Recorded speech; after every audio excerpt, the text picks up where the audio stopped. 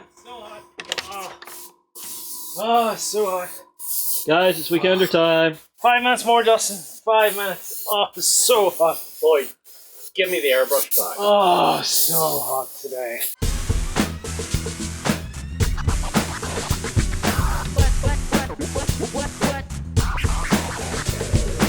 Hey everyone, welcome to the Weekender. It's been another big week. It's been a long time since I've been on the show. I'm excited to be here. I missed that chair. I missed the buttons.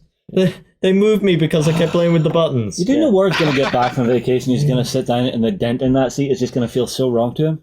It's a very small dent at the minute. I want to try and make that bigger. That's better. Well, yeah, it's a roasting hot summer. Yep. As you'll see at the start. Trying to cool down. Heat wave here in the UK. Yep. Battering us. I'm sure people in hotter countries look at us and go, heat wave, that's just a warm summer day. You know, if I could climb in the fridge, I would. In Japan, it's been declared a natural disaster. Oh, yeah. I know. It has, yeah. I know. Anyway, so things are heating up outside. Things are heating up in gaming. Let's see what we've got this week. Oh, first up, there is no Weekender next week. Yeah. Why is that, fellas? America, we're off to Gen Con. So myself and Sam are going to be joining Dawn and Gianna to cover Gen Con this year.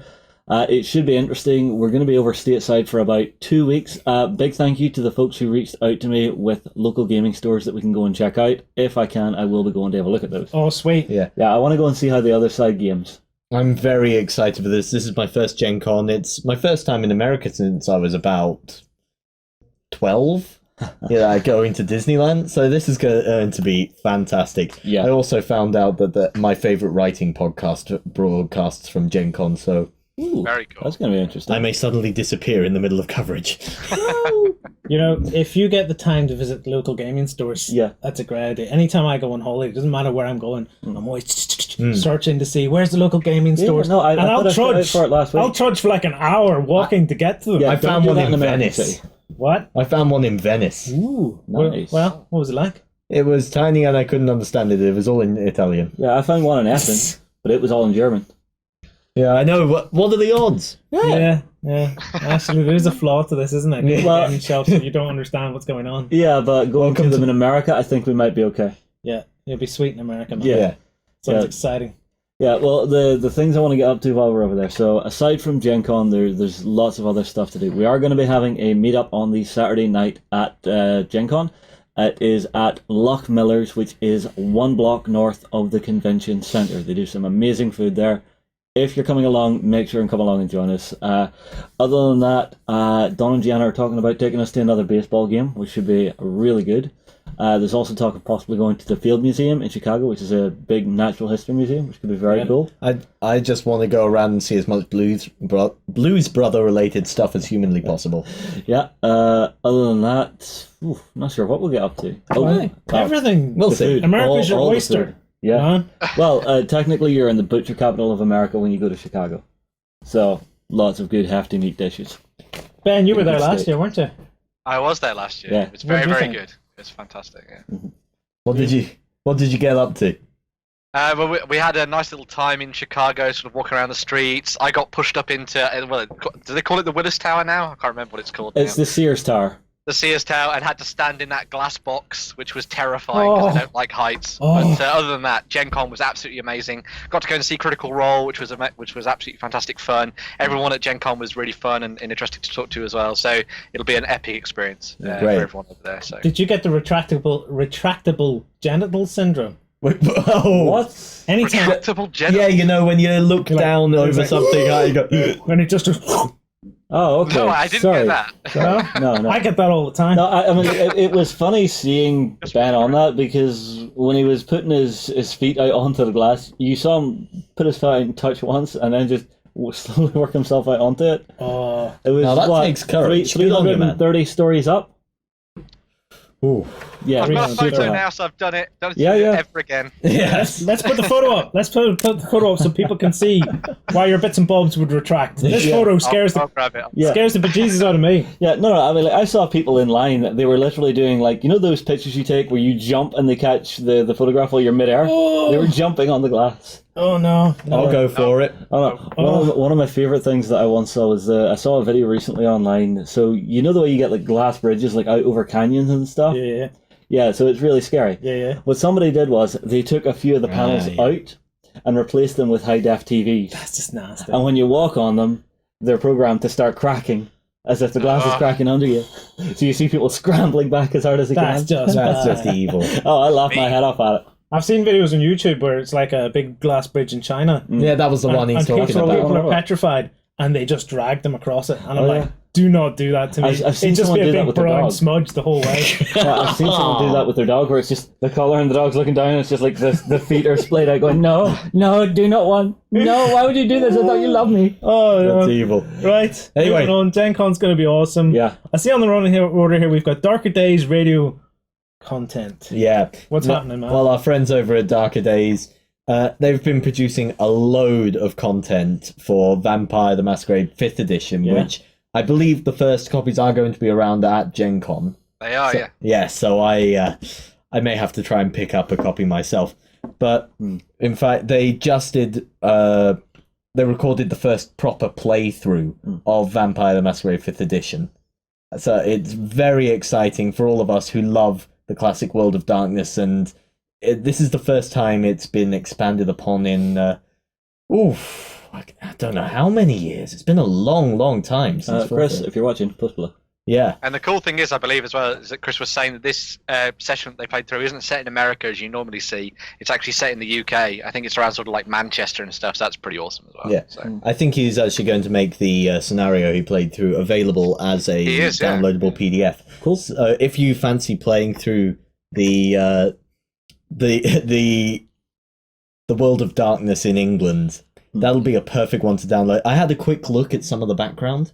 It's very interesting how things have developed. There are no more vampires in London. The Second Inquisition has raised up. Oh, okay. Yeah, I really want to see how the background has evolved for this new edition. Cool. Very cool. Sounds interesting. Another cool point on the running order here is Bolt Action, the Western Desert Campaign. Yes! Where's John when I need him? John! Well, we might have John in the show later because we're going to talk about some other stuff. And, this is particularly exciting. Yeah. So, Warlord have just put up the new campaign book, the Western Desert Campaign, for pre-order. Sweet. And to celebrate this... No, hang on. Yeah, we can. Can we announce that part of it? Because Yes, we can. Yes, we can. Yes, we can. That is why I put it in there. I checked this morning. We're having a boot camp. Yeah! Bolt Action Boot Camp. Okay. I'm scared. Yes, we're having another boot camp. It will be September 28th to the 30th. Yeah. And you can come over and learn to play Bolt Action. Yeah. Sweet. Tickets should be going up soon. Yep. Yes, they're not up yet, so don't be scrambling looking for tickets, but they will be up soon. So Yeah. keep an eye out on the website. It may just go out as a post, and then we'll talk about it on the Weekender, or we might talk about it on the Weekender. But no, it'll probably just go up as a post because we have no Weekender next week. No, we do not. Watch out for Maybe a post. big excitable vlog with Warren and Lloyd dancing around in the sandpit. No, Something. It is a desert war.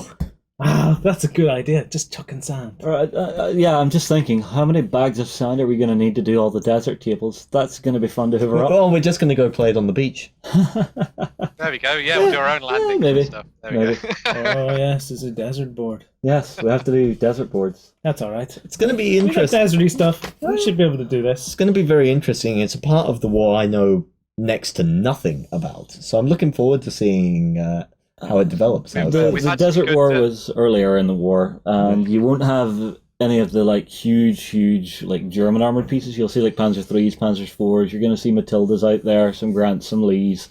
So it should be interesting. It's a nice part of the war. Yes, Is it- Ben. Ben. Yeah, Ben? Hello, Ben. You were saying? I was going to say we actually have a series of articles actually from Ariskany talking about the desert war and stuff. So hopefully we'll feed into that and sort of get you a little bit sort of up to date with how that's all coming together, and hopefully it'll give you some ideas when you come to the boot camp as well. So These are articles that we've been publishing, aren't they?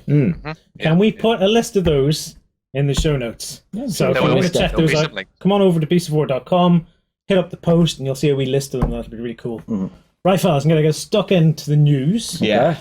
First up, we've got Sons of Mars, a game by Acceptable Casualties. Sounds Yeah, interesting. Acceptable Casualties is a small little group that are doing their first game, which is called Sons of Mars.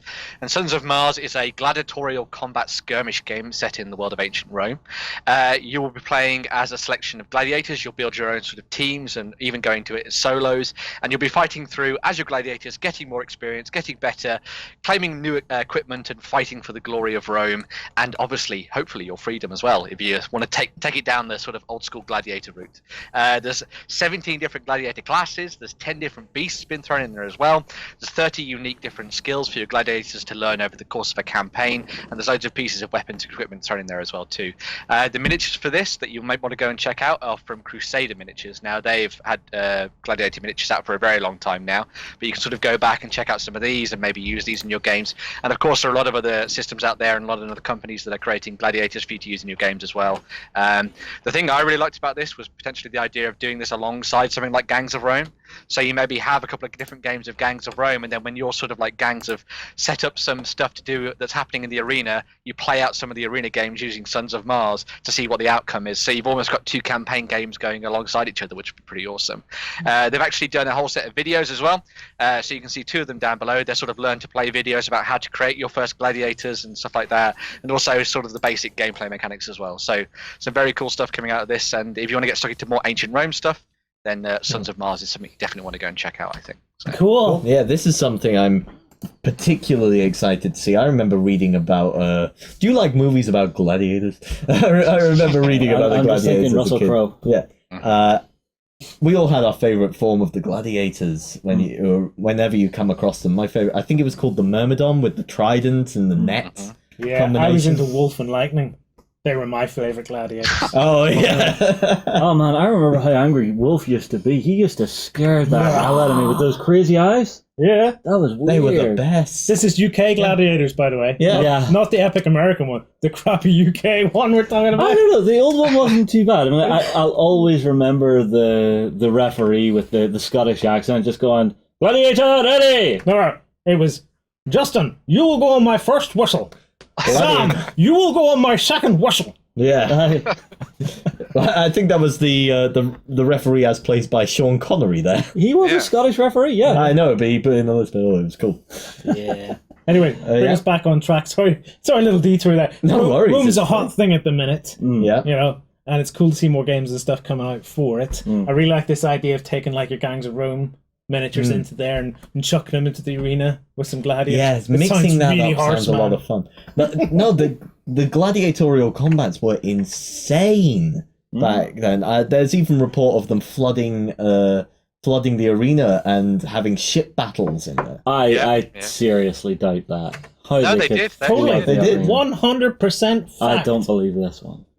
I do not believe this. There are lots of documented facts about it and stuff like that. So. You see, they had aqueducts and stuff like that. So basically, you just get like a big hose Hang on. How do you waterproof an entire arena so you can flood it? with tar. I don't think you could. It's like building a ship in reverse. You're building a ship to keep the water in. Yeah, but I don't think it could work. I don't see how the Romans could engineer it to actually turn that into the world's biggest bathtub. Anyone who knows more about Roman history than us, please drop any info in the comments below. Right, moving on. New Dungeons and Dragons, the source book, is available. Yes. Two new source books to be exact. Ben? So yeah, there are two new source books on their way for the world of Dungeons and Dragons. The first of these is the Guildmaster's Guide to Ravnica. Yay! If you're a fan of Magic the Gathering, there is now a chance to play in Jace Belleram's realm in itself, playing as all the different types of characters and such that you will have experienced in the world of Magic the Gathering. There's a whole bunch of videos and stuff that you can check out about this and learn a little bit more about it. One of the cool things, actually, is that they've actually used the way that colour works in the Magic the Gathering card game to sort of help in the background development of your characters as well. So red is all about being fiery and passionate, and then white is all about purity and sort of zealousness and all that kind of thing as well. So they've worked that into the way that your characters develop as well, which is really cool. But yes, it gives you a nice opportunity to play in the world of Ravnica. The other one of these is a playtest document at the moment, and it's called The Wayfinder's Guide to Eberron. Now, Eberron was a world that was created as a competition piece way back when, and it finally became basically a permanent part of the multiverse in Dungeons & Dragons. And it's a really cool place where you got the likes of Shifters and Warforged and all these kind of things like that. raid of doppelgangers and stuff as well, and it's a fantastic little world for you to get stuck into. So yeah, very cool. Yeah, I'm very excited to see Ravnica go there. Lots of people I know have used the Magic the Gathering settings in their D&D sessions before, so this support for that is great. And Ravnica is such an interesting setting. This citywide plane full of magic and the duplicitous guilds. It's one of my favourite blocks. One of the other cool things about Eberron as well is the fact that it ties into this idea that magic is science in a way. So magic is used and harnessed by a lot of people for their everyday use. So magic is used to make these like lightning rails run. So it's like a train that's run by lightning magic, and lights are done by everlasting fire and all those kind of things. So it's a world where magic permeates everything, and it's not just sort of closed off to a chosen few, which is really cool. So it's a world that's fantastic, and it's got such a rich background to it as well to get stuck into. So yeah, sounds sweet. Yeah, two very cool. Interesting ones. I look forward to playing a game in Ravnica and coming up against the Orzhov Guild or any of the other ones. Gruul. Oh, I fear the Gruul. I used to play that deck. Yeah. Okay. Moving on. Well, we've got something coming up for the Tempest. What is this? Tempestus Scions and Gene Stealer Kill Teams. Yeah, so it's 4 kill team. Yeah. So yeah, this is 2 new kill teams that are available this weekend from the Games Workshop web store. There's going to be one for the Tempestus Scions, who are sort of like the elite of the Adeptus. I can't remember what they're called now. Astra Militarum. There you go. Imperial Guard. Imperial Guard. Basically the upgrade of Stormtroopers back in the day. And of course there's also going to be something for them to fight against, so they've included Gene Stealers in there as well. As with the other sort of pre-made kill teams and stuff that are out there, you get the 2 different squads, but then you also get some terrain elements as well that get thrown into the mix too. So you've got some really cool stuff in there for setting up your campaigns and all kinds of things like that. So very cool.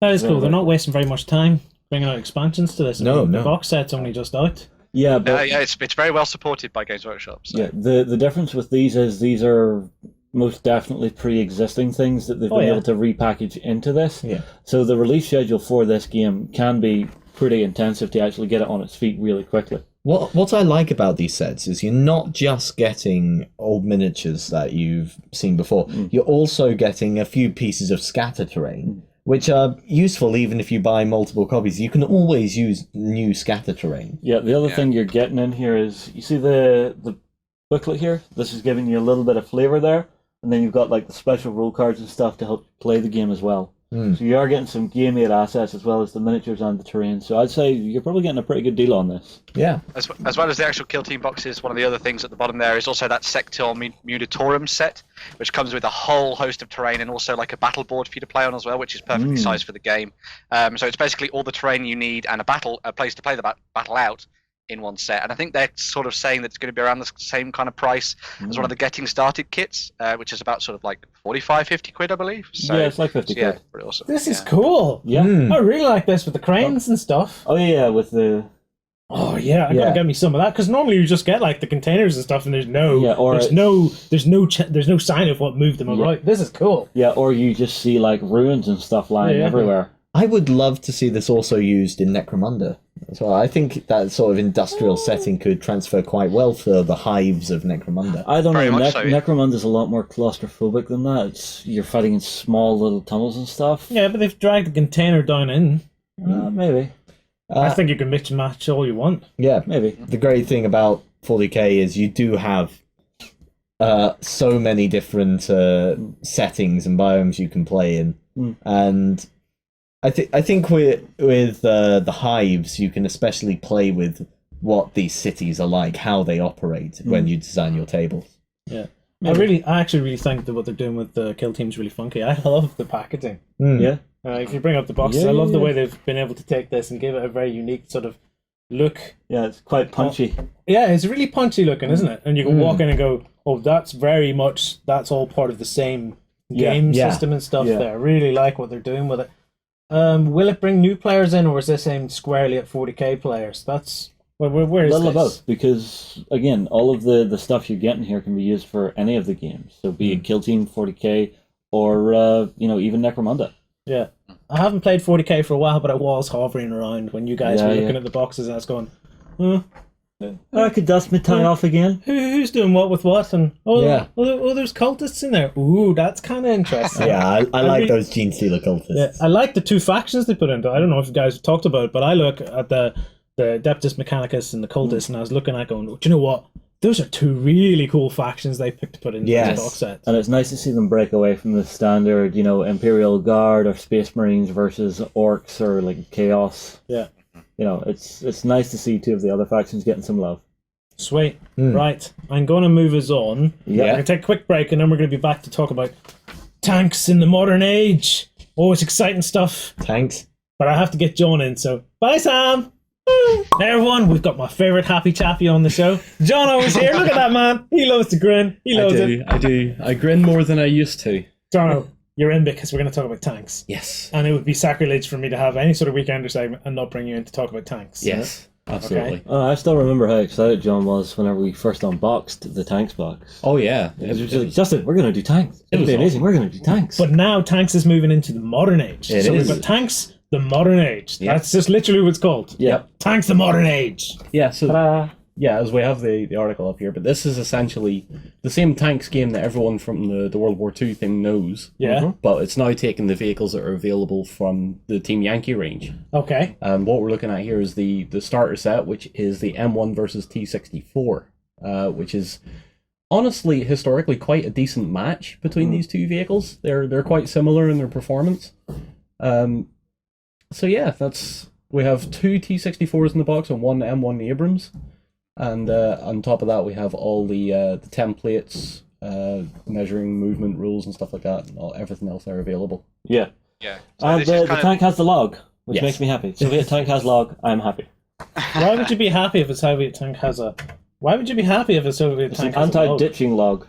Yeah, it's something that a lot of Soviet armor fans love to see on the back of a Soviet era tank. They want a log. It must They have want log. a log on It the has back. to have a log It coming has out to the have the back. log. Yeah, it's not Soviet era unless it has a log hanging off the back of it. There you go. Sweet. Ben, you were going to say something, mate. Yeah, so I was going to say, sort of embellishing what John was saying earlier, you get the 1 Abrams, you get the T64s in there, you also get loads and loads of accessories. So this box set is effectively the new start set for everything you want to do in the modern age. So it comes with the rulebook in there, which has all been sort of revamped, and it's really easy to get through. I think it's about 28 pages in total, the rulebook, and it's very, very simple and easy to get into. As as Justin and John was saying, obviously they played the original tanks, which was really cool, really nice and easy for sort of new people coming to historical wargaming to get into the idea of how to use tanks, sort of play sort of historical games on the tabletop, which is really neat. So it's got a really nice focus to it as well.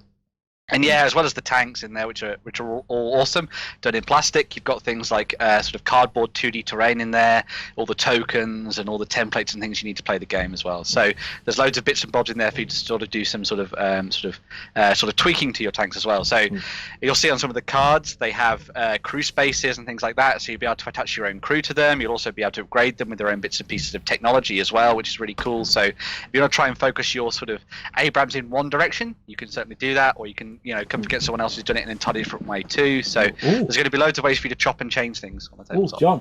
John, look at the rule on this one. Advanced stabilizer. Yeah, you may both the tanks in this box have that rule. Wait, just before you go, is this wee pips thing like relevant? Is that your tank strength? That's your health. the armor. Yeah, Yeah? that's the health points of it.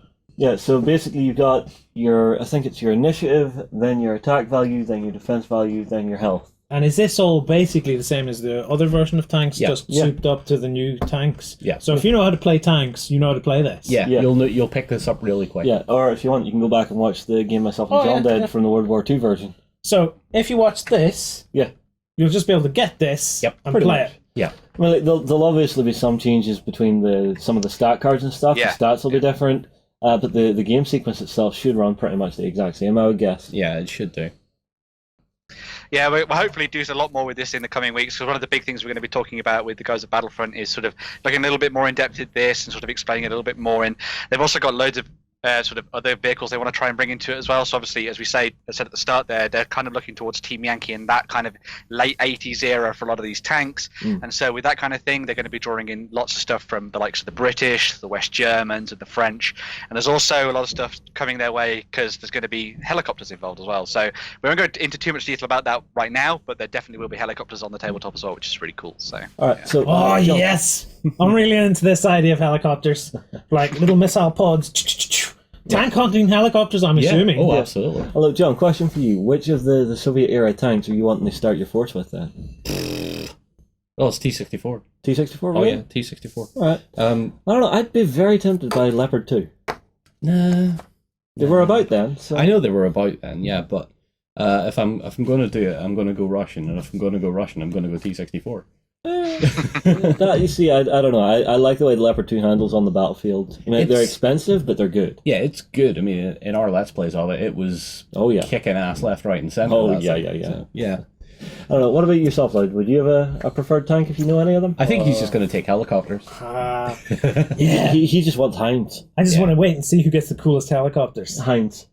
Has to be Hinds. I don't know if Lloyd. Hinds are the coolest helicopters. Well, it's that or Cobras. Cobras are pretty cool. Yeah, they are. Cobra, even the name is cool. Cobra. Yeah. You could paint it grey and call it a Super Cobra. Yeah. Super Cobra.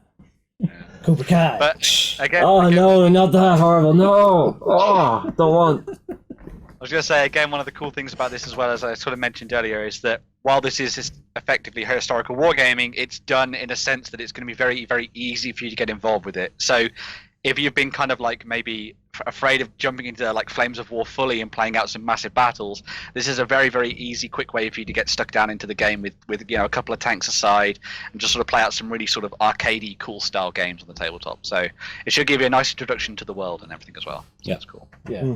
So it's like... And one of the cool things as well is that all this stuff is obviously themed to 15 mil and also scaled in proportions properly. So once you've played a couple of games of tanks, you can obviously just port these into games of Team Yankee as well, which is awesome. So yeah. That, and you have the full range of the battlefield and the box terrain, so after you've got the cardboard terrain, you can actually just pick up the full 3D stuff and start laying that out on your tabletop, and actually have some epic looking gaming tables. Which is, despite Lloydislavia being like a Russian state, communist state type thing, I think I lean towards the Germans. So you're probably going to see me popping leopards I on think the so. table. And I think you're going to have some cool helicopters too. Yeah. Hopefully. Wasn't there a national anthem for Lloydislavia? I think there was. I miss Lloydislavia. Yeah, Lloydislavia was It's all sitting there in a box. You can recreate Lloydislavia wherever the hell you want, John. Little pictures of me everywhere. I just remember with the mighty aubergine. Yeah, If you're wondering what the heck we're talking about, go and check the Team Yankee bootcamp stuff out. That was fabulous. I just remember you designing the banners. That picture of your face and the moment that your face went onto the flag, this is perfect. See, I just remember us building the graveyards for it. Oh, the tank graveyards. I loved the tank graveyards so Yeah, much. well, you built the tank graveyard, I built the actual graveyard. Yeah, you built the people graveyard. I built the people graveyard. John's sitting there having all the fun of the day. Yeah, this is amazing. Justin's like, this is the most depressing thing I've done. No, you see, what you don't know is there's one of the headstones where I put a tiny, tiny little engraving onto it, which is probably going to be carved on my own headstone when I eventually go. No more. No. In my self-defense, I was left unsupervised. Yes. How did you fit that on one of those 15mm gravestones? It went across multiple. You're not that good. All right. In my defense, It was a you big still need graveyard. coming of. Dude, did you see how many dead people I buried there? There was a lot of gravestones. That's what I'm talking about. John's having the time of his life. Good. It was rust great. that tank done. Rust that tank done. It was Justin's like, heads done. Heads But done. hang on. Heads done. I actually put some nice little pathways and stuff into it. You know, I made it regimented. It was nice. I had narrative going. I had like grass tufts coming out of vehicles and stuff, and like gun barrels cut off. Well, and I all had sorts. flags. Yeah, well, good for you. I don't care. Don't even go into the flags. No, mine was the better table. I had to go round it. We're getting distracted, but I don't mind. Oh yeah, I had to go every round the time. entire boot camp and turn every flag to the same Same direction. direction. It must be precise. That's where the wind's going. All flags would blow the same Yeah, way. and then you saw just the random hand just reaching out, tweaking one here and there. Absolute. It was But there's your first week joyous. of the show. It was joyous. It was. It was kind of funny. Before this segment, you walked in, and I was like sat back watching YouTube, and you walked in, you seen a tank on the screen, went, "Oh, you're researching your segment." Yeah, that's what I'm doing. Nothing to see here. Move along. Right. That's noted. John's watching tanks. This does not necessarily equate to work. It always equates to work. I see that. I don't know, because when we do our unboxings, he kind of has to figure out his source material, so watching documentaries technically counts as research. Very true. There That's you go. true. There That's you go. true. Just to do a manager cover in your ass. Yeah, yeah. So yeah, thanks to the Modern Age, exciting stuff. Yeah. There's going to be more releases Yeah. and news over the coming months. Yeah. When is the core set actually available? Ben? I believe it's all going to be coming out towards the start of August.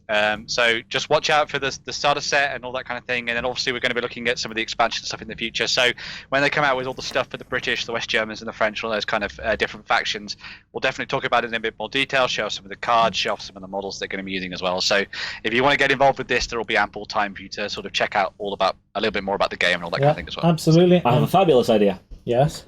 Well, I'm going to Gen Con. I'll tackle one of the Battlefront guys and say, when's it coming? Ah! When's it coming? There we go. Yeah. When we do get it in the studio, you can obviously watch out for unboxing and stuff. Oh, yeah. There will be much tank ramble. And I'm assuming we're going to play it. Of course. Oh yeah. Yeah, so stay tuned to the channel for unboxings and playthroughs of tanks and stuff. Yep.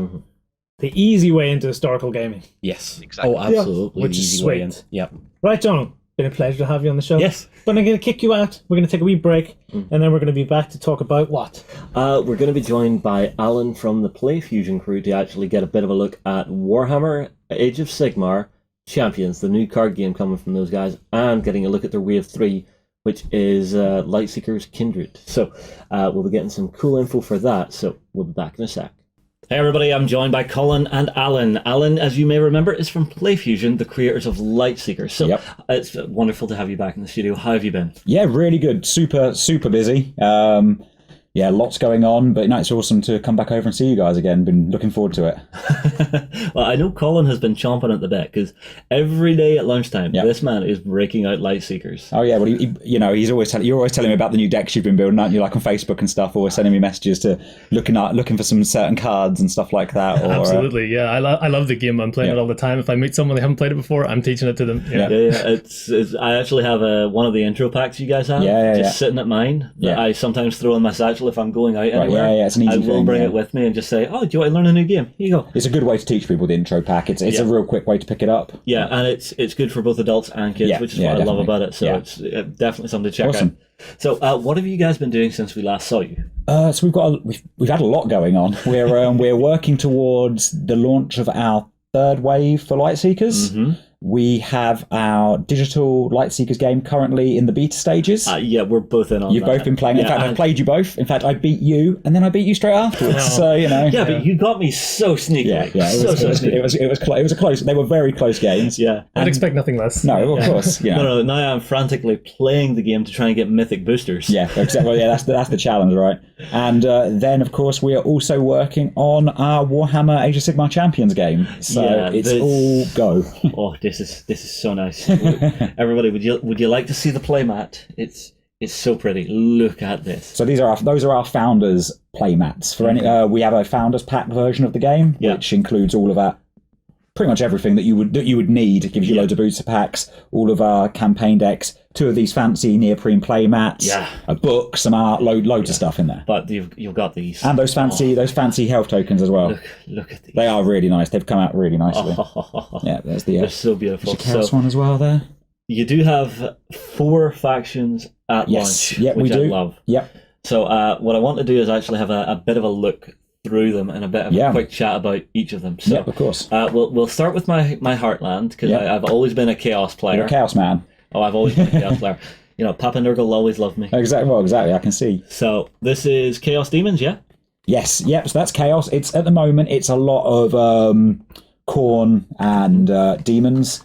We are obviously going to be increasing that and bringing more into it as we go along. And but the actual champion, campaign deck is very much based around. I see. Am I allowed to open this? Yeah, go for it. Go nuts. This is my favourite part of anything, is just getting to open boxes. Well, we've brought all these open because we know you love tearing it all up. So Okay.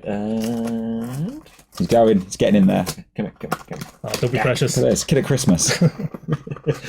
Okay, so we're open. So let's have a quick look at what we're getting. Okay, yeah. I mean, I'll be honest. These are the first time I've seen one of these boxes because these only arrived yesterday morning, just before I flew out. So, really? Yeah, they got to the office first thing yesterday. I helped load them all off a van, and then a few hours later got on a plane and flew over here. So lovely. All right. Well, the first thing we have is our deck with a couple of health tokens. Yes. I like the fact that you're giving people 2 of these because Yeah. if you lose one, Yeah, you've got a couple it of can be options. a real pain. Yep. So if you guys want to open up that, Yes. we'll have a look at what else. I'm gonna let you do that. Thank you. So we get our main paper playmat, which Yes. is really nice. This is great for teaching people how to play the game because you've got everything you need to know on the playmat. Now, if I can figure out which way is up and down. There you on go. this. You There got we it. go. So down this side, you've got all of your different quests. You've got your Positioning. your highlighted card. Yeah. You've got your health tracker up around. Yeah. And this is different to Light Seekers in that you have champion slots, Yep. blessing slots, and action slots. Yes. So we will get into mechanics of the game. We will probably get a Let's Play Yep. going out sometime around launch, I would Sounds good. say. Then down the other side, what is all this? So this gives you just an idea of what you can do within each phase. So as you say, it has a similar turn order to how Light Seekers works. The game itself plays quite differently, Yep. but that gives you that play-by-play on how you can do everything within the game. So I'll just neatly pop this away. And obviously these playmats, if you're, this is when you're a pro. You don't need to yeah. have that illustrated to you.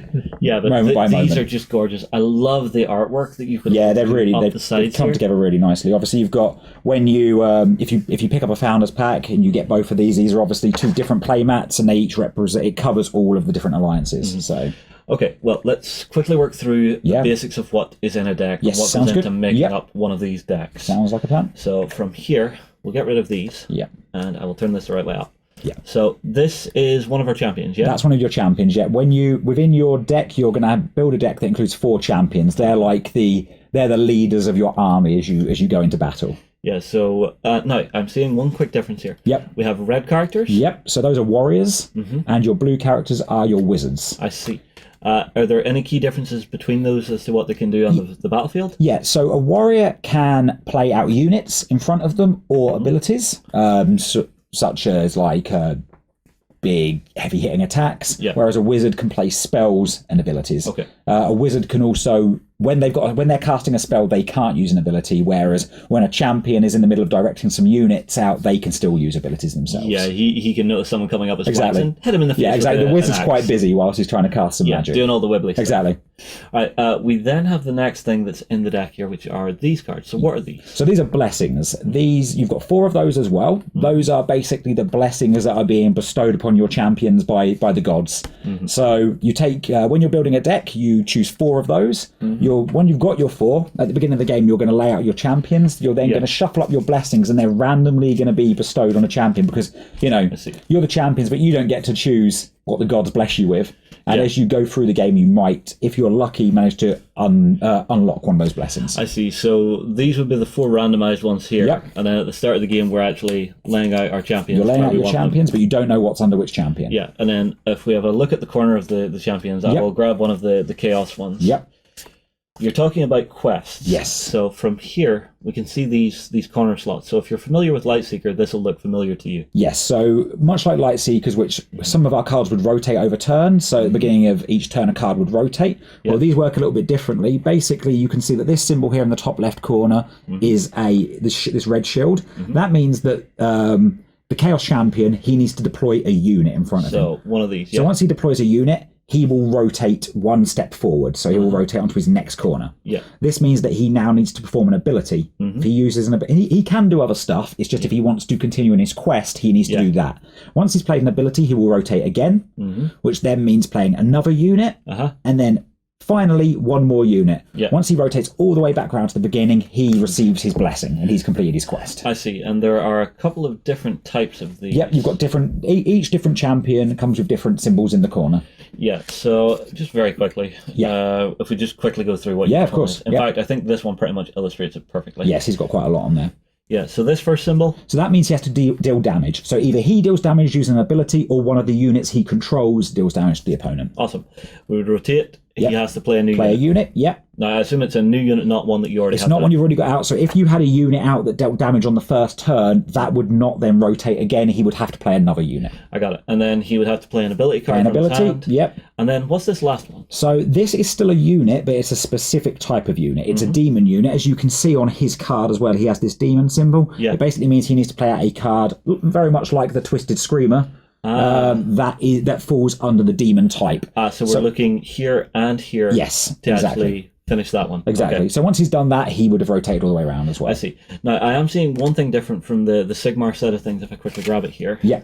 This guy has a symbol that's different. Yeah, so that first one means healing. So when he heals, that can either be off of an ability or a spell. Then he will rotate. Right, so that's not a symbol I'm going to see on the cards. You should know. I think it is on the cards in one place, but it's not something that you're going to clearly see on there. Yeah, but it's something if he does any kind of healing. If he does any kind of healing, if it's a spell that heals or whatever, an ability, he will rotate. I see. And then seeing here in the corners, I assume this is if he casts a spell of any type? Any kind of type, any kind of spell, yeah. Then it's using ability and then spell and gets the blessings. Exactly. Okay, very cool. Then the actual unit cards themselves, because there's a few differences. Yes. Actually, there's still another couple of differences on the hero cards. There are. There are quite a few moving parts to this, but once you actually start playing, they really gel together well. Yeah. Myself and Colin got a game of this off camera before we started. Yeah. As you do, professional. Yeah, and you really trounced him as well, didn't you? You were the undefeated champion. Did you? Well, I could retire now and retire. Exactly, 100%. I want to play more of this, which is always the problem with you guys. That's always good. It's good when you want to play more. Well, I'll say this. I am not a collectible card gamer. No, you've told me that before. Yeah, your games have made me want to play collectible card games, so, you've hooked me. That's good. That's what you want.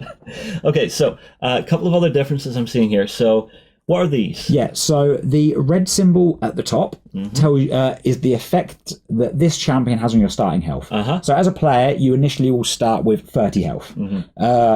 Same for everybody. You then increase and decrease your health depending on the numbers that your champions show. So the blood thirster would increase your health by 2. Okay. You'll see other champions that might decrease it, increase it, and so on. Health can never pass a maximum of 35, but that kind of helps to even things out between powerful champions and weaker champions. Yeah, and then the 10 that I'm seeing here? Yeah, the 10 there, that is the cost of your champion. Every champion has a cost.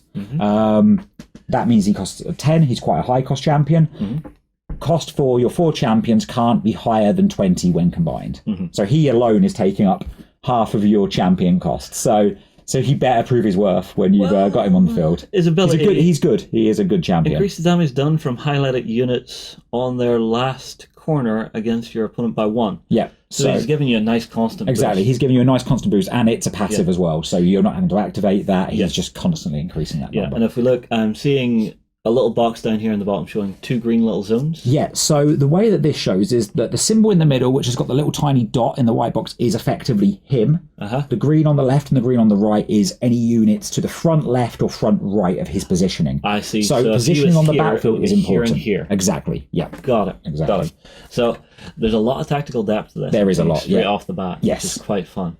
The cards themselves, I assume they all have a mix of those kind of things on them. So rotating, doing damage, all kinds of adding stuff. abilities. Yeah. With Chaos, you're going to see a lot of sort of blood for the blood god, a lot of sometimes damaging yourself, removing your own units to do increased damage to your opponent, taking some damage to deal more back, that sort of thing. That's their play mechanic. We didn't want to just make a game that had 4 random factions and then go, okay, that one can be chaos, that can be order, that can be destruction. We wanted to make 4 different alliances that felt like they actually represented the actual core heart the core of the game. So people were worried, first of all, that we were just going to transition Lightseekers and this was going to be a reskinned Lightseekers, which is completely what we wanted to avoid it being, because we wanted a game that actually felt like a Warhammer battle going on. We've got a lot of guys in the office that love playing Warhammer.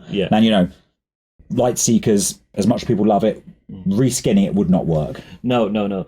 But I mean, it's one thing you have to consider is the heart of the game, the heart of the world. So I mean, I'm loving what I've seen so far. Colin, what are your thoughts so far? Well, I'm actually a complete novice when it comes to Warhammer. I never had the opportunity to play the game when I was younger. But that's just perfect. From our brief playthrough earlier, I'm loving the tactics in this and the changes from Lightseekers. Yeah, that's good. There's a lot of depth in this. Yeah. You see, that's what I like to see is whenever someone who knows nothing about the background of the world can sit down and say, I had fun with this as well, which is great. It doesn't lock anyone out. You don't need that's any important. pre-existing knowledge. No, we wanted to build a game that could appeal to Warhammer fans and also collectible card game fans or just people who enjoy a board game, a card game in general. Yeah. So hopefully we've managed to find a nice middle ground. Yeah. We then have this, which is obviously your quick start rules. Yep. So this is just how you're going to get to play. Yep. And the one thing you guys always add, which I love, is at least one booster pack. Yes, there's a booster pack in there that's got 13 cards in it as well. So there's a. I'm going to open this. And let's see what it actually, gets. Colin, here you go. No, go ahead. You enjoy it. All right, let's see what we get. He gets this one right. You get all the others.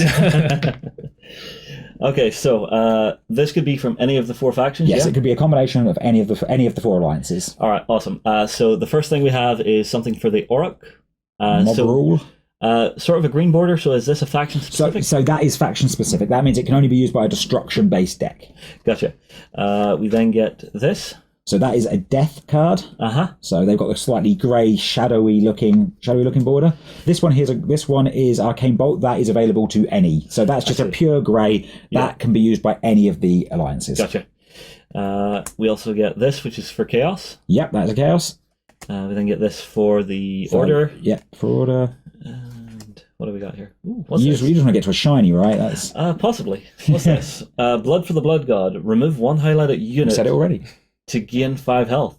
Nice. Ooh, so yeah, that's a nice. Okay, I've got this unit that's about to tick off the board. I'll play this, get something back for it. Well, especially if you happen to have a unit that deals damage to your opponent, damage to you, damage to your opponent. Before it goes to do the last tick of damage to you, you could remove it and get health, so you never even take the last bit of damage. So useful for that. That's nice. Ooh, what is this? Scatter the forces. So what does this do? Well, I'm going to have a look at this one, I'll be honest with you. Oh, right. 2 damage to your opponent. If your opponent has 7 or more cards in their hand, they must discard card. Ooh. That's right, nice. So we do, this really, for anybody who's really trying to draw their deck right up, that just brings them right down. I know Colin knows that kind of deck. Yeah. Well, we were talking about earlier on playing that in Lightseekers. Granite decks and Lightseekers, Yeah. Oh, no, this is so you get a hero and a blessing in a victor. Yep. So that was one thing I was wondering about whenever you had 2 of those core type of cards, was would you get blessings and heroes? Yeah, so I think that you're always guaranteed to get at least 1 of 1, but the likelihood is you will get 1 of each within. I can't quite remember what makes up the boosters. We do have the information about exactly what you will get on the Warhammer Champions website, so if you want to know that, you can check there. This guy's actually got a really nice ability on him. Who have you got there? The Rune-marked Deathbringer. Rune-marked Deathbringer, that's it. So what he's doing is, if you have a wizard in front of him, he's reducing damage by 2.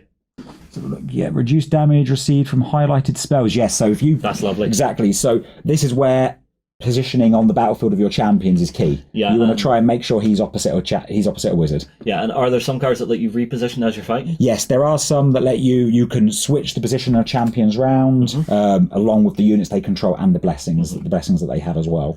Ooh, this one sounds interesting. Blessing, Storm's Descent, passive, heroic act, swap position of any 2 highlighted champions. There you go, that's exactly what you were looking for. Gain 1 additional action this turn, rotate this 1 step forward. So you can do this 4 times. Yep.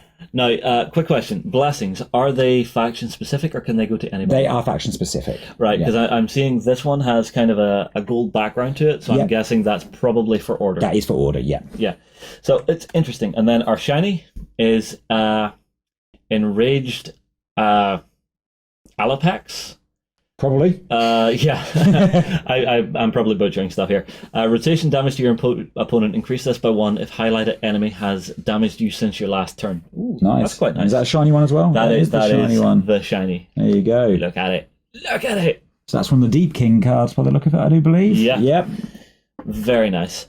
The cards that we definitely weren't allowed to show off until recently, obviously, with the it's okay, you can show that. Okay. The ones that we weren't allowed to show until the IDNF were all showing off, so we had to keep that one. We were sworn to secrecy on all of the IDNF stuff coming out. That's actually really an interesting point, because you guys are working with Games Workshop as the IP owner. Yep. So I mean, I'm sure you guys are probably seeing stuff behind the curtains that you cannot talk about. Yeah, we've been seeing quite a lot of cool stuff. Say nothing. I don't want I dare say more than we've seen cool stuff.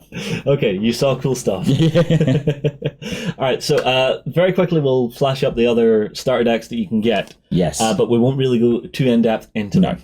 So you obviously have your Order deck, which is going to start out being the Stormcast. Yeah, it's the Stormcast and the Deepkin, yeah. Oh, and Deepkin. Deepkin are in there as well, yeah, there's some Deepkin in there. I'm thinking this might be the one I want to play. I want to step away from the Chaos Gods Right, okay. at least the once. Nice. You're trying your things. exactly.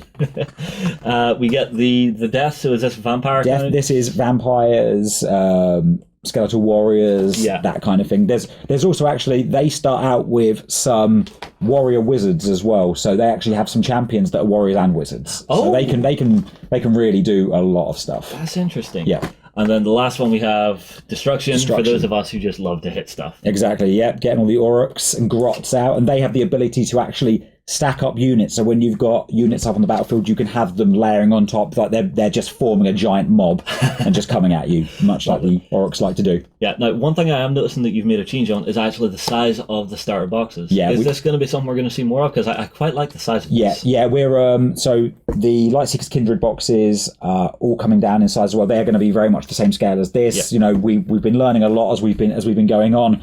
The old starter deck boxes were quite big. They weren't too much bigger, but these are just a nicer size. They're easier for shop owners as well to fit them on the shelves. Yeah, it's nice to see that you're always considering and always improving, even something as simple as the type of box that you're using. We've been really working on it. When we first launched Lightseekers, the card game was part of a greater whole, and it's very much been the biggest seller of everything we did. So we've been really heavily focused on that, trying to make it as good as it possibly can be. Yeah. And now very much the same thing with Warhammer. Nice.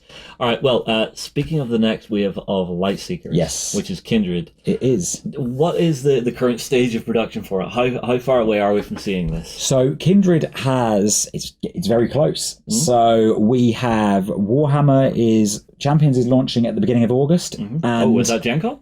It's launched. Yes, it's going to be at Gen Con. 2nd of August is Warhammer's launch. I see. So you should be able to be picking stuff up at Gen Con, and then only 5 days later, Kindred launches. Oh, and if you're at Gen Con as well, you should, I think, be able to pick up some Kindred whilst you're there. So it's going to be quite a mad event. I wish I was going now. It's going to be pretty busy. We've got our first US based national championship. Lovely. At the UK Games Expo last month, we had the UK nationals. Gen Con is US nationals, and I believe you guys recorded those games, didn't you? We did, yeah. We recorded all that. It was a long day. We started at about 10 a.m. and our final ran until about 11 p.m. So it was a big day, but it was really good fun. It was really good fun. Now, was that Hall 1 or Hall 2? Because if it was Hall 1, how did you get out? So Hall 1. So we started in Hall 1 for the preliminaries, and then before we moved into the quarterfinals, the semi-finals, and the final, we had to shift to another private room and reset up to do those. So we had to tear down all of our video setup, shift it, and set it all back up again. But it was cool because we had this nice it was a smaller area, and everyone that had been involved in the tournament could come in and watch the finals play out. So that was really nice. Yeah, see, I always love seeing you guys at shows because your stand is just so bright and fun. Yeah. You have massive play areas for people to come, sit down, and have a laugh. Yeah, we really like people to be able to come along and enjoy it. Yeah. Yeah, well, it's that thing of how do you get people into the game, actually get them playing the game is the best way to get them into it. Yeah, completely. I mean, we had we had a lot of demos. We had a lot of demo stands at UK Games Expo, but we also, as we say, had the championship going on at the same time. So we needed to make sure we had enough space. I mean, we had 48 people in nationals. Nice. So at one point we had 48 people playing, all on the stand. Yeah, you see, I love working in this industry, but I also hate working in this industry for one simple reason. I can't take part in these. I know. I don't have time. I know. You were saying that you want to take part. I know. Obviously, Az has become a bigger player as well. And he was swinging by whenever he could to come and check the stand, and he really wanted to take part. So he was gutted he couldn't be there. Yeah, same for Colin. He was logged into an edit. Yeah, we were editing all weekend. Yeah, you swung by, didn't you, really quickly? I think on the last day, I managed to get 5 minutes, and I managed to get a game with Benny and one of the creators, and he thrashed me. Did he? He didn't take it easy on me at all. Well, that's because he owed you, right? Because on our last visit, just before me and Benny left here, I played you. And I played you actually. I played you, and you played Benny. Yeah. And you beat me, and you beat Benny. Literally before we left for the airport, Benny was distraught. Was he? Benny was. Oh, I feel bad. Benny was. He was. Well, I think he was. I think he was distraught. Yeah, I think at the same time he was quite proud. Right. It was like, he's like, I've taught him. Now he's beaten me, and I was just annoyed. It's a sign of how good a teacher he Exactly. is. So. Well, I mean, like we're not in here in this office. We're not exactly the best test bed teachers because we're learning. Everybody in the studio is always learning new games. Oh, my head must be spinning. Like the amount of new games. We're all hardwired to learn stuff now. It's absolutely mad, but so much fun at the same time. Yeah. I mean, we're always bringing new games into the office as well. We're always at lunchtimes playing different stuff. Yeah. We've got one guy who pretty much spends his lunchtime painting up his Warhammer Age of Sigmar army at the moment. Lovely. Yeah, he's painting through various things. He's moved on to some Deepkin now. He's been doing some. His desk is PC in the middle, and left is like Lightseekers and Champions cards, and on the right is just a huge army of there's dragons and everything. He's dead. We don't like moving him because it takes like about 2 days to get into my desk. I see. I have to respect that because he's at least getting his stuff painted. He is. He's working through. He is like the guy that gets everything done in the office. Everyone just brings miniatures in and like, hey Ben, could you just paint this for me? Well, Alan, I have to say thank you very much, mate. No problem. Important question. Yes. So we know you're going to Gen Con. Yes. Any other big shows you're going to go to this year where people should check you out? We're gonna be at Essen. Nice. We're going to a lot of stuff. Those are the only two right now I can tell you off the top of my head. But generally, if it's the big show that's on this year, we're likely to be there in some form or another. But I know we've got Essen, obviously coming up in October, Gen Con, and then if you want to know anything else about it, obviously go on the Lightseekers website, the Warhammer Champions. Yeah. Most things from now on that one of the games is represented at, we will probably be doing both. Yeah. So we're going to be kind of doing dual support from now on, I do believe. Yeah. But yeah, check out the lightseekers.cards or warhammerchampions.com, and you'll be able to keep up to date with events. Fabulous. All right, well, it's always a pleasure. Colin, I'm assuming you're happy with everything you've heard. Mm-hmm, absolutely, yeah. Yeah, I'm keen to play a game of this. Yeah. All right, well, we will move on. We'll see you later. Awesome. Hi, I'm Rob from Mantic Games. I'm definitely not stealing all of Beast of War's things. Yes, goodbye. Oh, and you're watching The Weekender on beastofwar.com. I don't know about you guys, but I am really, really excited to get more games of Age of Sigmar Champions in. It's I looking still want like to play a this fabulous game. game. Oh, you jealous, Ben? I still want to play it. I want to play as Order. Are you lime green jello right now? I am lime green jello. Yeah. I absolutely love this game. Yeah, it's a lot of fun. Death will be my order of choice, I think. I'm going to go Order. So, Lloyd, that leaves you with Destruction or Chaos? Who's coolest? Destruction, Orcs. Destruction. Orcs! I'd probably do orcs then. Yeah, well, it's Chaos Demons, otherwise. I like me some orcs. Okay. I will say the gameplay, the design of the gameplay in this game has worked really, really well. You actually get that sense that it's 4 heroes versus 4 heroes stepping up on the battlefield, calling up the units, and just having a good punch up. Yeah. I'm also excited for Kindred to see where Lightseekers is going. That's kind of became our lunchtime game here in the office. Yeah. Well, start the Age of Sigmar Champions one has got me more excited for a card game that isn't Magic that I have been for a very long time. But is it the IP or the game mechanics that are getting you? Oh, it's most definitely the game mechanics. Oh, okay. Yeah. The IP, like I said, I'm new to Age of Sigmar. All right. My love and interest has always been Warhammer Fantasy Battles. I'm starting to get into Age of Sigmar, starting to approach the background. But this is now drawing me in. That solid gameplay with an aesthetic I like. Right, well, I think that's all we need to say about that for now. Stay tuned because we will have more coming on that very soon in the near future. Right. Can we talk about this stuff that's all over the table? Yes, we can. Yeah. So I know you're all excited. this micro-art stuff came out a little while ago. Yeah. But I wanted to get it in on the show because I knew we hadn't had it on the show yet. Yes, unfortunately we haven't. So with Star Wars Legion and stuff been out, Yeah. obviously it's taken off. People are loving it and playing it and stuff. I wanted to get on to the show and highlight some of the really cool terrain that MicroArt's been releasing. So first up, let's have a wee look at this here. Yeah. That, I believe, is a desert showers. That's a showers. I like it. I like it a lot. You know what? This wouldn't take very much painting. A bit of scaly bone, some dipping, a few bits of silver here and there. Love the blast door. Yeah, I'd actually do it with a base of desert yellow, then dry brush skeleton bone. Oh, I wouldn't even dry brush it. If I wanted to do it quick, you could spray it yellow, desert yellow, and then overdust it with skelly bone. Yeah, maybe. To give it some highlights and lowlights and stuff. And then you could just go in and paint in all the little silver bits. Yeah, Actually, then I think you I just have a closer cam. Oh, Yeah. here we go. You just try and make it a bit grimier to fit with that grungy look of Star Wars. All you do is just put a little dusting of black down along the bottom of it. Yeah, so that's one of the buildings. Yeah. I'm going to move on to the big one. Look at this. Oh, I can just see Anakin walking out to kill loads of younglings. That is the desert house, I Not believe. the younglings! Bloody younglings. Spoilers. They're everywhere. Not the younglings! Yeah, they're great, and they come all assembled together. There's no construction needed for these. Yeah. Well, That's these- great. The hard foam stuff, like Yeah, well, But expanding what? foam. nothing. We just blew Don't out. drop it. Yeah, Yeah, we you just blew out some someone's editors' ears. We were warned about this before the show. Oops, sorry, editor. Yeah, wait. As everybody at home, if the editor hadn't fixed that. I just want to point out something. Every time after we film this, Lloyd comes to us saying, "Okay, make sure you don't move stuff around on the table because you get that gets That's picked true. up soon And this as is Lloyd what- is." Ah! But, you know, I like dropping things. Let's move on to the next building. Alright, so I think this is a desert house here. No, that's the habitat. Habitat? Yeah, the Okay. big one's the house. Okay. Yeah, so this would be the sort of one that Anakin would Is be this in. is this where they have to keep the blue milk monsters? No, wrong planet. Do you really think they imported blue milk across the galaxy and didn't just keep the creatures? I never considered the economy of that, but they seem to be I'm sure they have a semi-aquatic. Walmart somewhere. Well, no, because the blue milk is from banthas, which are on those planets as well, aren't they? So it should be fine. Oh, wait. I might be getting this wrong. Was Luke drinking green milk? Yeah, it was almost a turquoise. Was this not the same creature then in No. the new movie? I think it was just a callback to the blue milk from Yeah. New Hope, wasn't it? I think that It was mildly disgusting to see. It was just like, look, no, why?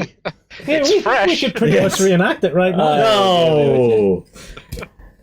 Moving on. Last one. Let's see what we got here. This one is the desert silo. Okay. Yes, we're going to keep all my grains in there. Yeah, so I'm with the... intrigued with this as to just how they get the texture to work so well on this with the expanding foam. Yeah, what you're maybe not getting it at home, but you actually think you can see it. It's like you can see all this texture. So when this is sprayed, it's not going to be really crappy and flat. It's got a lot of cool stuff for dry brushing. Yeah. So as much as I said you could dust it, Yeah. with the texture on this, you probably could just dry brush really quickly and get a really good look. Yeah, although if I'm right, I think the guys at MicroArts probably have given all of this just a very quick dusting of black just to make that detail a little more apparent. I have no idea why it's different colours. I think that's what it is. I think they give it a dusting of black just to make it so that you can see the details a little better. Oh, Stands out well. is this not how it arrives then? Are we just getting a black dusted version? Not I sure. don't know. I don't Well, know. there you I mean, go. like some of their terrain, it looks as if it's been primed with just a pure black paint. Well, if that's the case, you can see that very quickly just going Yeah, you can really pick out the details. You get a lot of shading, just basically like doing a pre-shade. Yeah. Now, we should point out these do come in... There are 2 desert scenery sets. Yeah. They also have some desert wall selections as well. There's one of them that has some rocks that unfortunately we don't have. I have the desert walls. You have the walls! Right here. Look at this. Desert walls. Ah, so these are resin casts. Here, I'll let you Yep. show those off. Yeah, yeah. Yeah. So the one of these sets gives you a nice selection of terrain that on its own would probably help you create an outlying settlement like the farm from the start of A New Hope even. Yeah. Might be a good way to Let's see. start. So, Yeah, you could do a do I pretty have, good one, I have an so. overhead. Right, come on. Yeah, get Let's the moisture some farm. stuff going.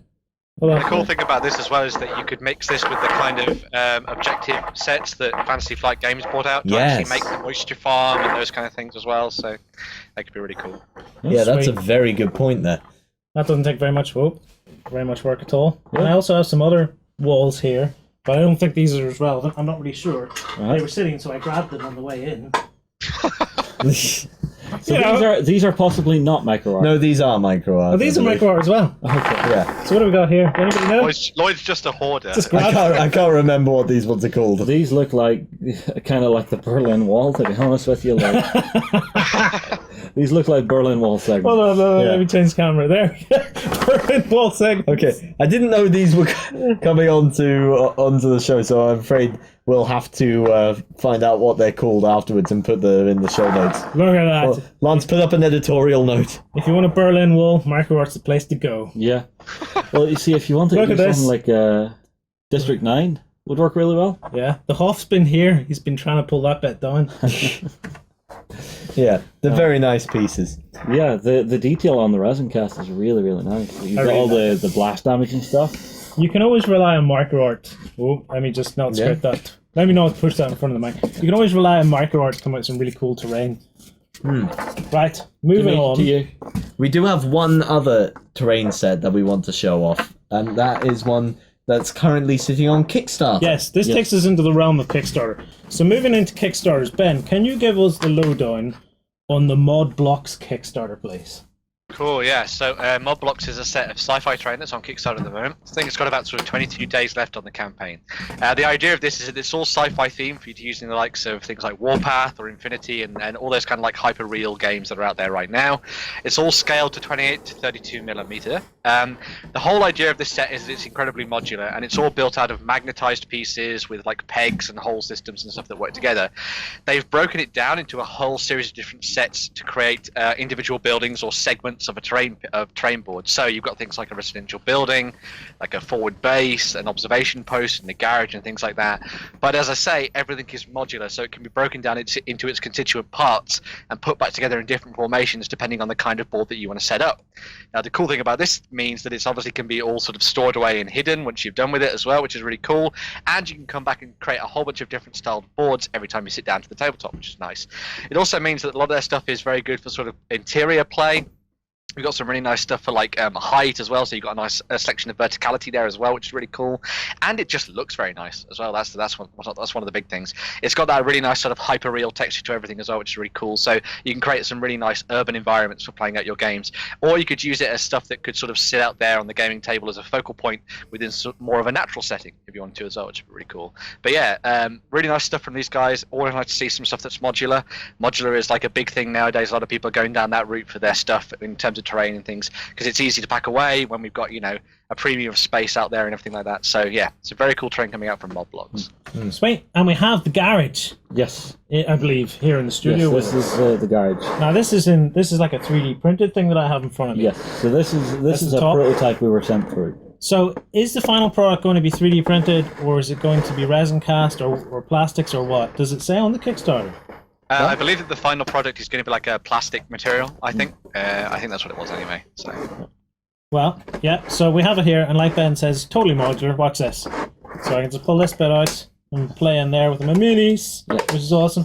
Take the lid off. I'm having a quick read through the actual letter that the guys sent to us. Yeah. It says, please note that what you're seeing here is a 3D printed prototype set to demonstrate a proof of concept. It is not representative of the quality of the final product pieces. Yeah, so okay. Show you the top, so that comes off. So it all fits together very well. Look at that. It all comes together. Basically, you have a magnetic frame, and then you can attach all the pieces to it. Mm-hmm. Yeah. It's like playing with adult Lego. Who doesn't want to play with Lego? It's Play-Go. Yeah. And from the look of it, this would fit so well with Infinity. Yeah. It does look like it would fit well with Infinity, actually. So, hold on, I gotta put this piece back in. We pre-built this off camera. We found out how everything goes. But even just being able to take like wall segments off so that you can actually start getting those lines of sight through buildings from like windows. Well, you see, that's the thing I thought of when I started messing about with it before we came in was, well, let me put this roof back in place. So it goes that way. Is yes, as you actually move through the building, you can then start taking the bits off. Yeah. So like I'm in the front part of the garage. I can peel that off. And put that in. In about 5 minutes, I'm shooting expecting stuff? you to turn this into a car. Yeah. So it's really cool, actually. Hold on, let me just open it up and show you some of the internals. Sorry guys, this is it for the rest of the show. They're having too much fun here. So I'm just trashing it here, but here we go. Look, I don't know if you can see that. You see the textures and stuff? So So I think this bit shows it really well. Yeah, there you go. And these are just a prototype. Yeah, I think one of the key things that the guys at Modblocks are using the campaign for is to get themselves an SLA3 printer. So that'll increase the detail quality from what we're seeing here by a factor of about times 10. Fantastic. So they'll really be fit to catch the tiniest details that they want to and put out the quality of product that they want to. So are they going to 3D print or is it going to be plastic? SLA 3D print. So they're going to 3D print it? So Yes. it's 3D printing. Yeah, but they're looking to get their hands on a high-end one. I think Yeah. is the key to it, because they want to make sure they're putting out the best they can for everybody. Can we have a look at the Kickstarter page again? Do they list how many buildings and stuff they're aiming for? It's more of a system than anything else. Yeah. So you I can see believe this I is believe there's everything like in it. five or six different building sets. I sort of went through a few of them at the beginning and If I stuff. So quickly it's those scroll ones. down, we'll count them out here. So sorry if this is making people... Okay, so you've got the mod block set, which Yes. is just the cube. Yes. You've then got Tower of Hades. Then it's residential building. I like the residential building, that's cool. Yeah, but you can build it a couple of different ways from what I'm seeing here. Or is that maybe just the other I think that's face of just it? been rotated. Yeah. We then have the forward base. So you're getting some like nice staircases and stuff in there. You see you've got some standardized shapes that are starting to be reused in the different buildings. Yes. Yeah, but Then that does the help for garage. the modular nature of it. Observation outpost. I really like it. It's got some nice different turns and stuff to it. Outpost. Armory. Research center, and I think that's it. Yeah. So it's a total of 9 different There you place go, types yeah. for just the amount of terrain you get. Yeah. But and then if you get the biggest one, you can probably make a few of the smaller things. sort of mix and match. Yeah. Yeah. And then try and make up your own stuff as well. Yeah. It's really cool. It's an interesting system. You know, actually seeing how everything fits and goes together. It takes a little bit of playing with to get used to, but once you're used to it, yeah, this is a great idea. Is it coming with the magnets and stuff ready on it? That I do not know. Whenever I opened up the prototype, I believe it the was already magnets are magnetized. built into the pieces, I think. Yeah. So they're all sort of built into the pieces that you use. So And will then you use open the and then box? you use like the peg system or something, I think. Yeah, but the question is, Ben, whenever you open the box, will the magnets already be in, or will you have to attach them yourself? See, this has a combination of pegs there, Uh-huh. and then a combination of you set that on the pegs, and then you get other parts that are magnetic, like this part that then clips onto that. Yeah. So the combination of the pegs and the magnets keeps it all together. Mm-hmm. So I'm assuming the magnet. Well, I'm making an assumption. You may want to check this on the actual Kickstarter page, but I'm assuming the magnets are part of it then. The magnets Seems seem to pretty be integral. the main wall segment, and then the pegs seem to be for your vertical stuff. Oh yeah. I mean, do the magnets come with your purchase, or do you have to go and get them somewhere else? That's what I'm asking. Now I understand. Right. So I'm pretty sure you're getting the magnets with Yeah. it. Yeah, you see, I was wondering if you meant were the magnets already attached to the kit when you opened the box, or are you going to have to put the magnets into the kit yourself? I would assume you're probably going to have to do it yourself. But I'm making assumptions. You'll want to go and check the Kickstarter. You want to check are the magnets included, and then ours came like this, so we don't know if the magnets were yeah. embedded or not. Well, like I they assume said, you this do is it yourself. proof of There's going to concept. be some hobby aspect, Yeah. but I might be wrong. Right, moving on to another really cool Kickstarter. Yeah. Oh, we're going to need some space on the table. Yeah, we are going We've to. got Thunderstone Quest, Back to the Dungeon. All right. So, Ben, Ben, take us through that while we get the box. Yeah, okay, so Thunderstone Quest is from AEG, and Back to the Dungeon is their new Kickstarter project, which brings not only the original Thunderstone Quest back to the tabletop, which is sort of like revamped style, which was for 2 to 4 players, but also includes a lot of expansion content with additional quests and things like that, as well as what's called the Barricades expansion, which allows the game to be played solo, or all the way up to 6 players as well, which is really cool. The idea of the game is that you're going to be playing as adventuring parties who are going out to slay things in dungeons and try and make the most glory and points by the end of the game. What you'll do on a normal turn, for example, is you will have a choice. You can either go to town, and like a typical deck builder, you'll be able to use your cards to buy items, additional cards, heroes, build onto your deck, and sort of make it a little bit more honed towards your type of play style. Or you can go down into the dungeon, and when you go down into the dungeon, you'll be able to fight specific monsters and push your luck down through the different stages of the dungeon to try and defeat the most monsters and claim the most glory. Through each of the different dungeon levels, there's I think there's 3 levels, so there's 1, 2, and 3. There are secret keys within those decks. When they are all revealed, the game ends and you'll total up all your glory and your points, and the person who has got the most at the end is the winner. So it's all about sort of using that typical deck building strategy that you've learnt before in other games, where you use some of your low level cards to buy higher ones, and you start to cycle up your deck, get rid of all the crap in there as well, build up a very honed deck that sort of works towards your skill base, and then fight through to the end and see if you've got the most points. The thing that sort of tweaks this and makes it a little bit even cooler is that they've tried to tie this into the whole idea of dungeon delving. So you've got heroes that you can level up between the different stages of the game. So you may start off with like a level 1 dwarf wizard, but you can sort of upgrade him to like level 2 and level 3. And this not only makes it easy for you to defeat the monsters within the dungeon, but it also gives you victory points as well.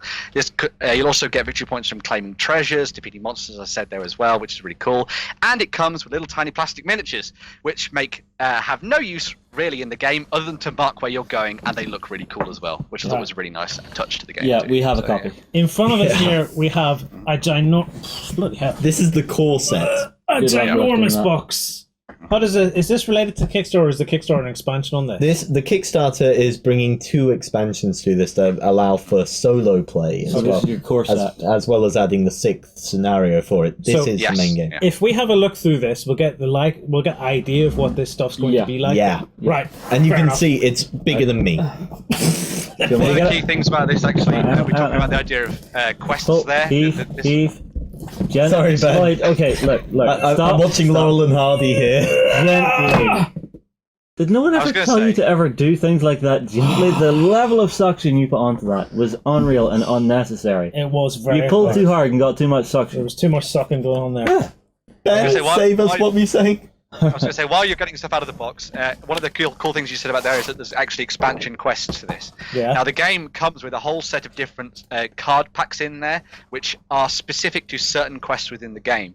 So you can use everything in one go, and you can play with absolutely all the cards in an epic version of the game, or you can just play through each of the individual quests and see who the winner is from each of those. So you've got like quest 1, 2, 3, 4, 5, and I believe the expansion adds quest 6 in there as well. So it's got lots of ways for you to play through it. It's almost like a little kind of mini campaign, which is really cool, or you can just play it as a huge, massive endeavor at the tabletop. So yeah. Right. Okay, so Let's start cracking some we have stuff the out of this. box open. The main game, not the Kickstarter thing. Yeah. But like I said, having a look at this, you'll get an idea of the sort of quality we're talking Yeah, about. if you were watching our stuff at UK Games Expo, you'll have seen that we had, I think, a copy of this that we were showing off there. So, main rulebook. Yeah. Let's have a quick flick through that. Oh, that's pretty nice. Yeah, It does look plenty nice. to be getting on with. Yeah. And it doesn't look too heavy for the amount of stuff you're getting. Actually, the main rulebook doesn't look too dense. Yeah. Let me As try I and show you an say, edge. it's a very standard sort of deck builder style format. So if you're familiar with other deck builders, you'll easily grasp this one. So This Yeah. is cool. Now we've got the quest book. What I like about the quest book is it's twice as thick as the rulebook. Yeah. Yeah. Because that's what you want. Well, You the, want the quests are where the flavour of the game come in. oh, Yeah. this is some Nice this is artwork. nice stuff. Lots of cards, Yeah. lots of art.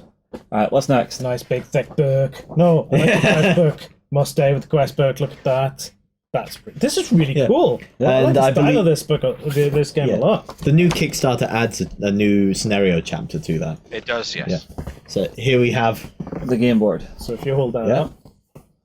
So the game's played on a board then? Is that how this works then? You put cards down? As it's laid out. Oh, Yeah. The board It's is the way that you lay out and you keep all your cards in one place. and it double-sided represents the for some town reason. and stuff like that. Uh-huh. And then Is this set a And then, different yeah. language?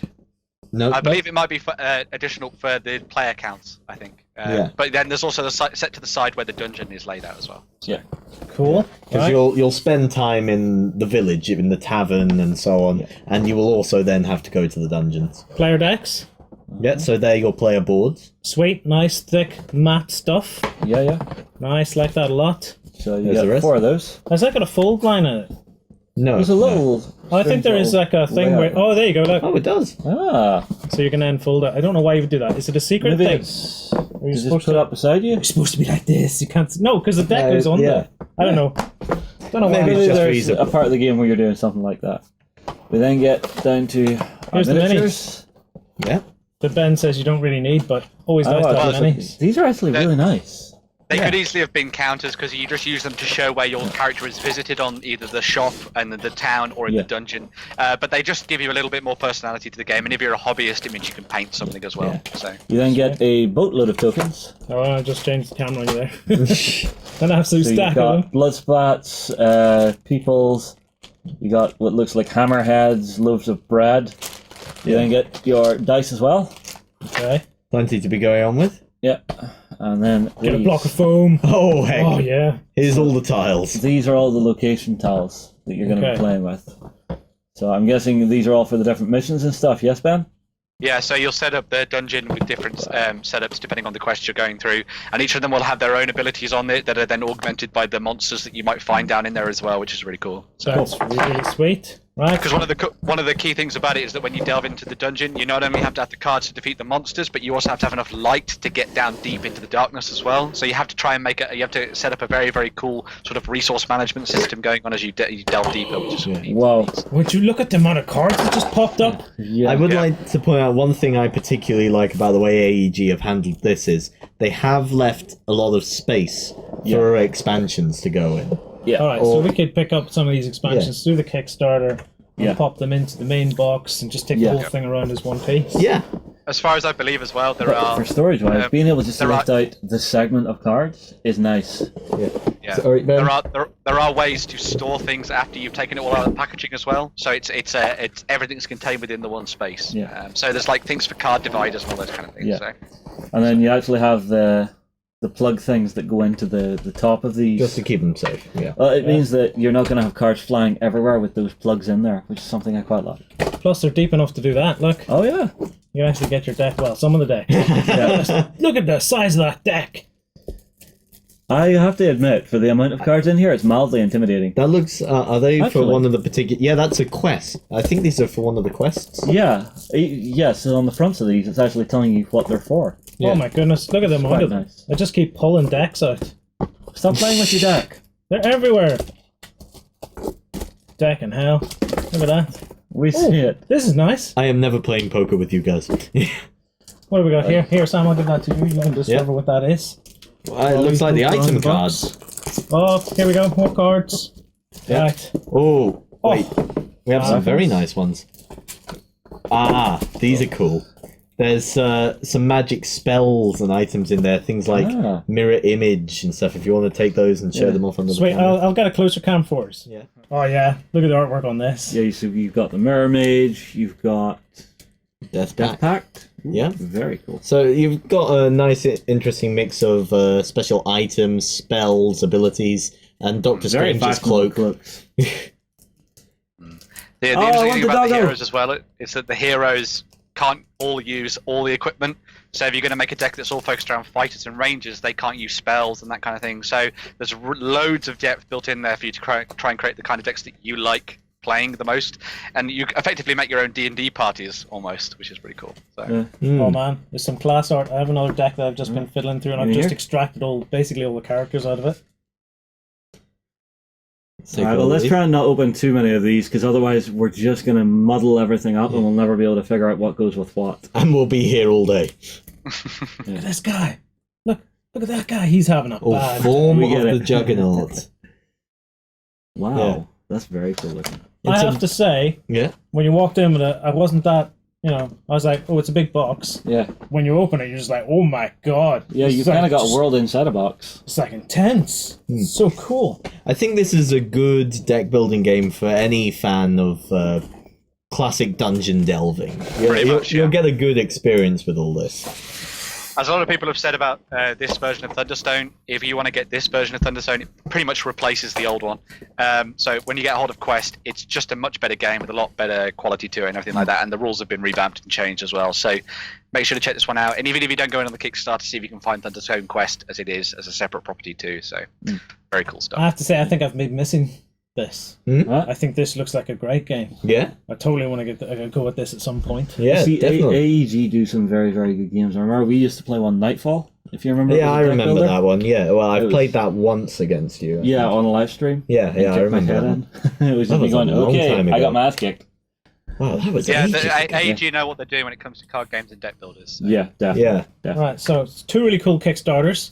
At the time of filming, that one's got about, 18 days left for Thunderstone. About 20 days. 20 days 20 left, I think, days. at the end of this. So. Yeah, About 20 days. But by the time whenever this people goes are out- seeing it, Yeah, whenever 20 people are days. seeing Oh, this. it's 20 days, right? 20 days. Okay. And the other one is... How many days, Ben? I just scroll back up. It's always good to tell you how long you've got 22 to days, get man. jumping in. 22 days. So plenty of time to mull over the stuff and even have it. Oh, it's so heavy. Yeah. Have a look around and see if you can get the core set. Don't drop it. I will point out when I had to lift this up out of shot and try not to just drop it and deafen the editor, it was very slowly. It was. I think that counts as my workout This today. must be like half the weight of you, Sam. Maybe even At least the lag. all the weight of you. At least the lag. Let's get some kitchen scales. We'll do a comparison. It'd be cheaper to post you than this, probably. That's how they're sending me to Gen Con. Right. Two very cool Kickstarters, but I'm going to wrap the show up because we've got a big XLBS show to get stuck into tomorrow. If you haven't come over to Beast of War before and joined us for an XLBS, you're missing out. You might want to try it out because we have a whole other show on Sundays. Yeah. So I'm going to say, you're missing out the whole other show. But before we end, we got some competition winners to announce for the really cool prizes from Operation Cold Front. Yeah, so what we had to give away, we had 3 Dog Warrior boxes and 3 Post-Human boxes. So it was comments from all across the interwebs, be it on Facebook, YouTube, or beastofwar.com, and we have our winners picked. So for the Dog Warriors, we have 3 winners. First one's from Facebook, Mr. Ash Brown. Get your prize claim in. Then from YouTube, also for the Dog Warriors, Darth Smirnoff. And on beastofwar.com, Sneaky Rabbit. You've all won Dog Warrior boxes, not the Post-Human boxes, okay? You're not saying it right, man. In the intro for the entire week, it was all like, Dog Warriors! That's all I could hear was Justin going, Dog Warriors! Dude, it's been a long week. My QVC voice is in the shop. Okay. We then have the Post-Humans, 3 winners for that. So we have the Petit Billy, I think is how you say this one. From Or the Beast of War. petite. The Petite Billy, maybe. Right, Okay. I okay. see the Petit Billy. Okay. We're going to put these links in. We'll put these names in the description that way you can figure it out. Yeah, we then have Cerberus 1987 from Beast of War as a winner. And the last one is from YouTube, Rodrigo Denicol, I believe it is. There you go! Jammy Congratulations. Yeah. We have that. Do we still have that video of was it Gaz doing a jammy dance? No, it was Laughing Lazy Boy. Laughing boy. Laughing boy. Bring it up. Was it Laughing Boy? Let's see the Laughing Boy. Dad! You just found the hobby god bag. What? The hobby god bag? The jammy dance. Woohoo! Thanks, guys. Woo! Right, well, that's it. That's the end of the show. Like I said, if you've enjoyed that and want another big dollop of it tomorrow, come on over to Beast of War, where we all love you guys, and check us out for the XLBS show. See you then. Go ahead and check out our other content on screen now, and be sure to check out beastofwar.com for the latest gaming news and gaming let's plays. And while you're at it, why not hit subscribe and remember to ding our dong. Go on, you know you want to click it. Go on.